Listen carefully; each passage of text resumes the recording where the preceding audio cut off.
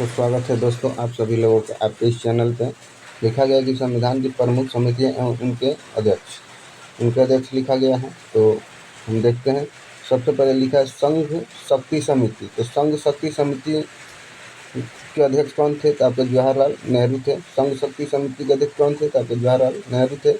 अगर पूछा जाएगा कि संविधान शक्ति समिति के अध्यक्ष कौन थे, तो ये भी आपके जवाहरलाल नेहरू थे।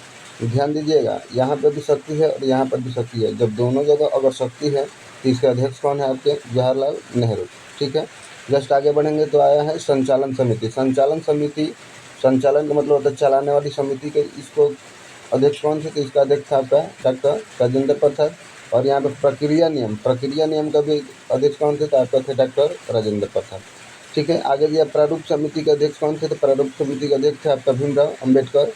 प्रारूप समिति के अध्यक्ष कौन थे? तो आपके थे भीमराव अम्बेडकर। और प्रांतीय संविधान समिति के अध्यक्ष कौन थे? तो आपके थे सरदार वल्लभ भाई पटेल। तो प्रांतीय संविधान समिति के अध्यक्ष कौन थे? तो आपके थे सरदार वल्लभ भाई पटेल। ठीक है, आइए आगे बढ़ते हैं। आगे आपका दिया गया है कि प्रमुख अनुच्छेद के बारे में। तो यहाँ पे 3-4 अनुच्छेद दिया गया है जो कि बहुत ही इंपॉर्टेंट है। आइए देखते हैं और समझते हैं। सबसे पहले लिखा गया है कि अनुच्छेद 44 में किसका जिक्र किया गया है? तो आपका दिया गया समान सिविल संहिता। क्या लिखा गया है? समान सिविल संहिता। अनुच्छेद 48A में लिखा गया पर्यावरण संरक्षण। क्या लिखा गया? तो आपका लिखा गया पर्यावरण संरक्षण। अनुच्छेद 48A में लिखा गया पर्यावरण संरक्षण। और यहाँ पे देखा जाए तो अनुच्छेद 50 में लिखा गया है कार्यपालिका और न्यायपालिका की शक्ति का पृथक्करण दिया गया है। ठीक है, आगे दिया अनुच्छेद 51, इसमें अंतर्राष्ट्रीय शक्ति है। और अनुच्छेद 51 का संबंध किससे? तो विदेश नीति का संबंध है। विदेश नीति का संबंध है। तो अनुच्छेद 51 में अगर पूछा जाएगा कि अनुच्छेद 51 में किससे संबंध है, तो अनुच्छेद 51 में आपका दिया है विदेश नीति से संबंध। तो देखते हैं, अनुच्छेद अगर 44 है तो इसमें आपका दिया समान सिविल संहिता है। अगर यहाँ पर दिया जाए कि 48A में किया दिया था पर्यावरण संरक्षण है। अगर अनुच्छेद 50 में तो कार्यपालिका और न्यायपालिका की शक्ति का पृथक्करण है। और अनुच्छेद 51 में अंतर विदेश नीति से किससे दिया गया है? तो आपका दिया गया विदेश नीति। ठीक है जी, आगे आपको दिया गया है लोक लेखा समिति। क्या दिया गया है मेरे प्यारे भाई? तो दिया गया है आपका लोक लेखा समिति।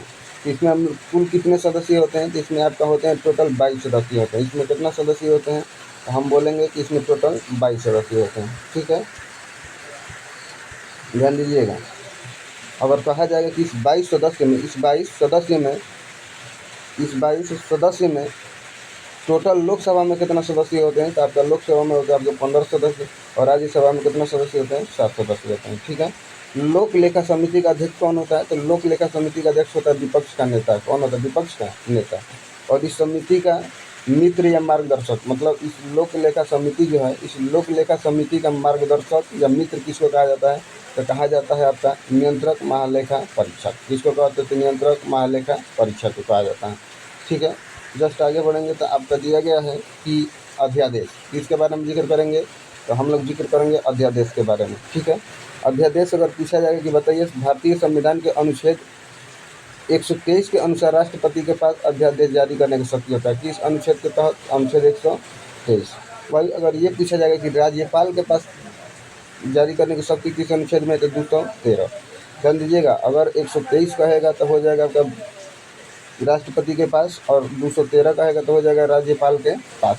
और अध्यादेश ये एक अस्थायी अधिनियम है। कौन सा अधिनियम है? अस्थायी अधिनियम। ध्यान दीजिएगा, अगर राष्ट्रपति के पास क्षमादान शक्ति का उल्लेख किसमें किया गया है? तो क्षमादान शक्ति का उल्लेख किया गया आर्टिकल 72 में। और आपका राज्यपाल वाला पूछेगा तो आर्टिकल 161 में। आर्टिकल 72 में राष्ट्रपति के पास होगा और राज्यपाल के पास कितना हो जाएगा? आर्टिकल 161 में। और अध्यादेश कितने महीनों के लिए जारी किया जाता है? तो अध्यादेश जारी किया जाता है कितने महीनों के लिए? तो 6 महीनों के लिए। बताइए, देखिए, राष्ट्रपति राज्यसभा में 12 सदस्यों को मनोनीत करता है। 12 सदस्यों को मनोनीत करता है, जबकि राज्यपाल जो होता है विधान परिषद सदस्य कुल सदस्य के 1/6 भाग मनोनीत करता है। विधानसभा परिषद में कितना का भाग मनोनीत करते थे? 1/6। और देखिए दोनों को आपका साहित्य, इसमें भी साहित्य आएगा, कला, विज्ञान, समाज सेवा का अनुभव होता है। और इसमें भी आपका हो जाएगा सहकारी आंदोलन, समाज सेवा, जैसे इसमें भी इन सब का अनुभव होता है। ठीक है, आइए अब आगे आपका दिया गया है, ये तो हो गया। अब आगे नंबर 5 महाभियोग के बारे में पढ़ते हैं। किसके बारे में पढ़ते हैं? तो हम पढ़ते हैं महाभियोग के बारे में। ठीक है, महाभियोग। भारत के राष्ट्रपति को अगर महाभियोग से हटाना है तो किस आर्टिकल में दिया है? भारत के राष्ट्रपति को अगर महाभियोग से हटाना है तो आर्टिकल 61 का प्रयोग करते हैं। किसका प्रयोग करते हैं? तो आर्टिकल 61 का प्रयोग करते हैं। ठीक है, ध्यान दीजिएगा। जस्ट अगर आगे बढ़ते हैं तो जिक्र किया जाए तो महाभियोग प्रस्तावना के कुल सदस्य कितना से अधिक बहुमत से पारित किया जाता है? तो 2/3 से। कितना से पारित किया जाता है? तो आपका 2/3 से पारित किया जाता है। ठीक है, 2/3 से अधिक इसका बहुमत होना चाहिए। ठीक, और आगे इसमें यह दिया गया है कि महाभियोग की संसद के किसी भी सदस्य में इसको प्रस्तुत किया जाता है। संसद के किसी भी सदस्य में इसको प्रस्तुत किया जा सकता है। और महाभियोग का आधार होता है संविधान का उल्लंघन कर दीजिए, दुर्व्यवहार या क्षमता है। भारतीय किसी भी राष्ट्रपति पर अब तक महाभियोग नहीं लगाया गया। भारत के किसी भी राष्ट्रपति पर अब तक महाभियोग नहीं लगाया गया। ठीक है, आइए आगे बढ़ते हैं। तो आगे ये दिया गया है कि भारत के प्रथम राष्ट्रपति कौन थे? भारत के प्रथम राष्ट्रपति कौन थे? तो भारत के प्रथम राष्ट्रपति थे डॉक्टर राजेंद्र प्रसाद। भारत के प्रथम राष्ट्रपति कौन थे? ये आपके डॉक्टर राजेंद्र प्रसाद। और भारत के निर्विरोध राष्ट्रपति कौन थे? तो थे नीलम संजीव रेड्डी। नीलम संजीव रेड्डी। अब भारत के प्रथम उपराष्ट्रपति कौन थे? तो डॉक्टर सर्वपल्ली राधाकृष्णन थे। और भारत की प्रथम महिला राष्ट्रपति कौन थी? तो प्रतिभा पाटिल थी। और वर्तमान समय में भारत की राष्ट्रपति कौन है? वर्तमान में भारत की राष्ट्रपति द्रौपदी मुर्मू है। और यह एक आदिवासी महिला है। यह एक आदिवासी महिला है। ध्यान यह देना है कि ये कहाँ की राज्यपाल थी? ये आपकी राज्यपाल कहाँ की थी? झारखंड की थी। कहाँ की थी मेरे प्यारे भाई? झारखंड की थी। जस्ट आगे बढ़ते हैं। तो आपका दिया है महान्यायवादी। क्या दिया? महान्यायवादी। पूछा जाएगा कि महान्यायवादी भारत के किस आर्टिकल में है? भारतीय संविधान के किस आर्टिकल में है? तो बोलेंगे आर्टिकल 76 में दिया गया है। ठीक है, अब भारत के प्रथम न्यायवादी कौन थे? तो MCC तलवार थे। और महान्यायवादी जो होता है संयुक्त बैठक में भाग तो लेता है लेकिन मतदान नहीं करता है। ध्यान दीजिएगा। बोलेंगे महान्यायवादी के बारे में कि यह भारत का सर्वोच्च विधि अधिकारी होता है। कौन सा अधिकारी होता है? तो विधि अधिकारी होता है। और भारतीय संविधान के अनुच्छेद 76 में इसका उल्लेख किया गया। और भारत के प्रथम महान्यायवादी MCC तलवार थे। और महान्यायवादी संयुक्त बैठक में भाग तो लेता है लेकिन मतदान नहीं कर सकता है।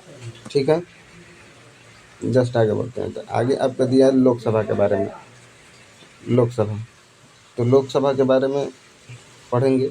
लोकसभा किस आर्टिकल में दिया गया? तो आपका लिया गया आर्टिकल 81 में दिया गया है।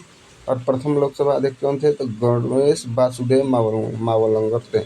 ठीक है, प्रथम महिला लोकसभा अध्यक्ष कौन थी? मीरा कुमारी थी। प्रथम महिला लोकसभा अध्यक्ष मीरा कुमारी। और भारत में सर्वाधिक कार्यकाल वाले लोकसभा अध्यक्ष बलराम जाखड़ थे। कौन थे? बलराम जाखड़ थे। भारत में अब वर्तमान में लोकसभा अध्यक्ष कौन है? तो आपका बोलेंगे ओम बिरला। कौन थे? ओम बिरला थे। ठीक है, आइए आगे बढ़ते हैं।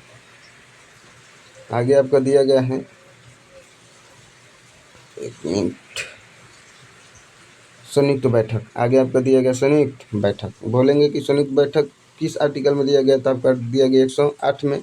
और संयुक्त बैठक को कौन बुलाता है? तो आपका राष्ट्रपति बुलाता है। और इसका अध्यक्षता कौन करता है? तो अध्यक्षता लोकसभा करता है। और इसमें कौन भाग नहीं लेता है? तो राज्य का सभापति भाग नहीं लेता है। इसमें कौन भाग नहीं लेता है? तो राज्य का सभापति भाग नहीं लेता है। आर्टिकल किस में है? तो 108 में है। और संयुक्त बैठक को राष्ट्रपति बुलाता है। और इसकी अध्यक्षता कौन करता है? तो आपका लोकसभा अध्यक्ष करता है। ठीक है, आइए आगे आपका दिया गया है उच्चतम न्यायालय। उच्चतम न्यायालय भारत के किस अनुच्छेद में है? तो भारतीय संविधान का अनुच्छेद 124 से 147 के बीच में है। 124 से 147। और ये पूछा जाएगा कि उच्चतम न्यायालय के प्रथम मुख्य न्यायाधीश कौन थे? तो हरिलाल जेकनिया थे। कौन थे? हरिलाल जेकनिया थे। और उच्चतम न्यायालय की प्रथम महिला न्यायाधीश कौन थी? तो आपका फातिमा बीबी थी। उच्चतम न्यायालय की प्रथम महिला न्यायाधीश फातिमा बीबी थी। उच्चतम न्यायालय की प्रथम महिला मुख्य न्यायाधीश कौन थी? तो आपका लीला सेठ थी। ध्यान दीजिएगा, अगर कहेगा प्रथम महिला न्यायाधीश तो फातिमा बीबी। प्रथम महिला मुख्य न्यायाधीश तो हो जाएगा आपको लीला सेठ। और उच्चतम न्यायालय की प्रथम महिला न्यायाधीश कौन थे? तो आना चांडी थी। और वर्तमान में उच्चतम न्यायालय मुख्य न्यायाधीश कौन थे? संजीव खन्ना। वर्तमान में उच्चतम न्यायालय के मुख्य न्यायाधीश कौन है? संजीव खन्ना 51 में है। स्वतंत्र भारत की प्रथम महिला राज्यपाल उत्तर प्रदेश की सरोजिनी नायडू थी। कहाँ की थी? उत्तर प्रदेश की थी। और प्रथम महिला मुख्यमंत्री सुचेता कृपलानी भी कहाँ की थी? उत्तर प्रदेश की थी।